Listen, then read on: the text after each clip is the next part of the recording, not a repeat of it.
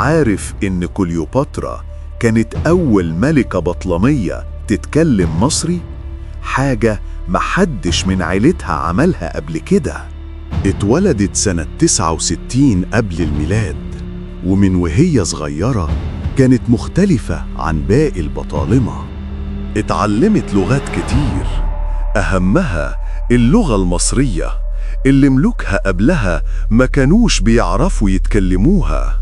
وفي سن 18 تم تتويجها ملكة على مصر، وبدأت حكايتها اللي هتغير العالم كله. انت شايف كليوباترا كانت أذكى ملكة في التاريخ، ولا جمالها كان سر قوتها؟ نهاية كليوباترا كانت ألغاز لحد النهاردة. بيقولوا إنها انتحرت بلدغة أفعى، لكن الحقيقة محدش يعرفها بالظبط. تفتكروا إيه اللي حصل فعلا؟